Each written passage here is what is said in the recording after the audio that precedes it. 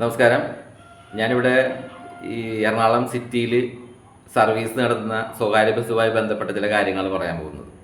കഴിഞ്ഞ ദിവസം എൻ്റെ മകൻ തലനാരിഴക്കാണ് രക്ഷപ്പെട്ടത് മരണത്തിൽ നിന്ന്. ഈ സ്വകാര്യ ബസ്സിൻ്റെ മരണപ്പാച്ചിൽ ഇന്നലെ എൻ്റെ കാറിൻ്റെ പിന്നിൽ ബ്ലോക്കിലൂടെ വന്നുകൊണ്ടിരിക്കണേ ഒരു ബസ് വന്നിട്ട് ഹോണടി ഭയങ്കര ഇറിറ്റേഷൻ. എൻ്റെ വണ്ടിയിൽ ഒരു പ്രായമായ സ്ത്രീ ഉണ്ടായിരുന്നു. അവരതിനകത്തിരുന്ന് ഭയപ്പെടണമായിരുന്നു. ശരിക്കും പറഞ്ഞാൽ എനിക്കൊന്ന് വണ്ടി ഒതുക്കി കൊടുത്ത് അവരെ കയറ്റി വിടാൻ പോലും പറ്റണില്ല. ഞാൻ പൊതുവെ ഇങ്ങനെ ബസ് ഓണടിച്ച് വന്ന് വണ്ടി ഒതുക്കിയിട്ട് കൊടുക്കും, പൊക്കോട്ടെ എന്ന് വിചാരിച്ചിട്ട്. കാരണം നമുക്ക് ആ ഒരു വയലൻസ് നമുക്ക് അഡ്ജസ്റ്റ് ചെയ്യാൻ പറ്റില്ല. കാരണം നമ്മളും ഇതുപോലെ തന്നെ വണ്ടി ഓടിക്കുന്ന ആളാണ്. അപ്പം ഇന്നലെ എന്നിട്ട് അവർ ഇറിറ്റേറ്റ് ചെയ്ത് എൻ്റെ പുറകെ ഹോണടിച്ച് അവസാനം എൻ്റെ വണ്ടിയുടെ സൈഡിൽ കൊണ്ടുവന്ന് മനഃപൂർവ്വം ആ ബസ് മുട്ടിച്ച്. ഒന്ന് ആലോചിച്ച് നോക്കി ഇവരുടെയൊക്കെ മാനസികാവസ്ഥ.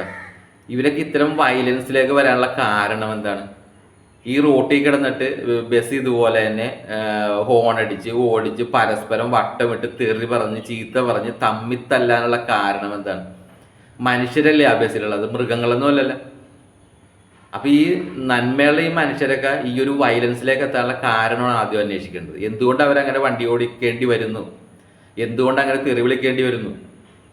എന്തിനാണ് ഇവരിങ്ങനെ വായു പിടിച്ച് ഇത് ഇങ്ങനെ ചെയ്യുന്നത്?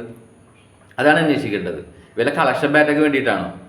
അവർ ആ ഒരു ദിവസം കിട്ടുന്ന കളക്ഷൻ ബാറ്റ് ഇവിടുത്തെ മനുഷ്യൻ്റെ ജീവനേക്കാൾ വിലയാണോ അവർ കൽപ്പിക്കുന്നത്? അല്ലെന്നുണ്ടെങ്കിൽ കറക്റ്റ് സമയത്ത് അവർ ബസ് എത്തിച്ചില്ലെങ്കിൽ അതിനെന്തെങ്കിലും ഫൈൻ ഗവൺമെൻറ് നിന്ന് ഉണ്ടാകുമോ? എനിക്കറിയില്ല. അങ്ങനെ ഫൈൻ ഉണ്ടെന്നുണ്ടെങ്കിൽ എറണാകുളം സിറ്റിയിൽ സമയമൊന്നും പാലിക്കാൻ ആർക്കും പറ്റില്ല. കാരണം ഇവിടുത്തെ ട്രാഫിക്കാണ് ആദ്യം നിയന്ത്രിക്കേണ്ടത്. എല്ലായിടത്തും ട്രാഫിക് ബ്ലോക്കാണ് സിറ്റിയുടെ അകത്ത്. അത് നിയന്ത്രിക്കാൻ ഇവിടെ ആർക്കും പറ്റുന്നില്ല. സമയക്രമീകരണമാണെങ്കിൽ അതിനാണ് ആദ്യം ഇവിടെ തീരുമാനം ഉണ്ടാകുന്നത്. അപ്പോൾ എന്തുകൊണ്ട് ഈ ബസ് ഓടിക്കുന്നവർ ഈ ഒരു വയലൻസിലേക്ക് വരുന്നു എന്ന് അന്വേഷിച്ചിട്ട് അതിന് കാരണം കണ്ടെത്തുക. കളക്ഷൻ പാർട്ടി ആണെങ്കിൽ ആ സമ്പ്രദായമൊക്കെ നിർത്തലാക്കുക. നിങ്ങൾ അവർക്ക് മാന്യമായിട്ട് ഈ ഒരു ദിവസം എത്ര ഓടിച്ച് കിട്ടുന്നു അതിൽ നിന്നൊരു തുക അവർക്ക് കൊടുക്കാൻ പറ്റുമെങ്കിൽ നിങ്ങൾ കൊടുക്കുക. അതിന് ടാർഗറ്റൊന്നും വെക്കല്ലേ. മനുഷ്യ ജീവനാണ് ആ ടാർഗറ്റ് കൊണ്ട് ഇല്ലാതാവുന്നത്. എൻ്റെ മകൻ രക്ഷപ്പെട്ട് അവനെന്തെങ്കിലും സംഭവിച്ചിരുന്നെങ്കിൽ, ഇന്നലെ എൻ്റെ വണ്ടിയിൽ പ്രായമായ സ്ത്രീ ഉണ്ടായിരുന്നു. അവർ ഈ ഇറിറ്റേഷൻ കാരണം അവർക്ക് എന്തെങ്കിലും മാനസികമായിട്ട് സംഭവിച്ചിരുന്നെങ്കിൽ എന്താണ് ഇവിടെ സംഭവിക്കണമെന്ന് എനിക്കറിയില്ല. ഇത് പോലീസുകാർ കാണുന്നുണ്ട്. ഒരു രീതിയിലുള്ള ആക്ഷൻ എടുക്കുന്നില്ല അതിന് വേണ്ടിയിട്ട്. അപ്പോൾ ഇതിൻ്റെ കാരണം ഒന്ന് കണ്ടെത്താൻ ശ്രമിക്കുക, അപകടം വരുത്താതിരിക്കാൻ ശ്രമിക്കുക.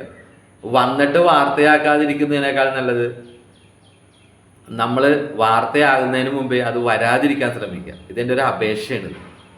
എൻ്റെ പ്രിയപ്പെട്ട പ്രൈവറ്റ് ബസ് തൊഴിലാളികളെ, ഞാൻ നിങ്ങളെ ഒരിക്കലും വെറുക്കുന്നില്ല. കാരണം ഞാനും വണ്ടി ഓടിക്കുന്ന ആളാണ്. നമ്മളൊക്കെ മനുഷ്യൻ്റെ ജീവനേക്കാൾ വില പണത്തിന് കൊടുക്കരുത്. ഈ ഒരു അപേക്ഷ ഞാൻ നിങ്ങളുടെ മുമ്പിൽ സമർപ്പിക്കണേ. ഇന്നലെ എന്നെ മുട്ടിയ വണ്ടിക്കാരനെ വീഡിയോ കാണുകയാണെങ്കിൽ മേനകട അവിടെ വെച്ചിട്ടായിരുന്നു. അയാളും ഇത് കാണട്ടെ. എന്നിട്ട് ആ വണ്ടി എടുത്തുകൊണ്ട് പോകുമ്പോൾ എന്നെ തെറി വിളിച്ചിട്ടാണ് പോണത്. അപ്പോൾ ആ ചേച്ചി ചോദിച്ചു, മോനെ എന്തിനാണ് തെറി വിളിക്കണത്? ഞാൻ പറഞ്ഞു, എൻ്റെ അമ്മ എനിക്കറിയില്ല അവരെന്തിനാണ് എന്നെ തെറി വിളിച്ചതെന്ന്.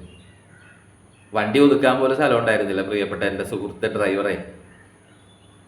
ആ അമ്മ വണ്ടിയിലിരുന്ന് പേടിച്ച് എൻ്റെ പ്രിയ സുഹൃത്ത് ഡ്രൈവറെ. ഇന്നലെ വൈകിട്ട് സംഭവിച്ച കാര്യമാണിത്.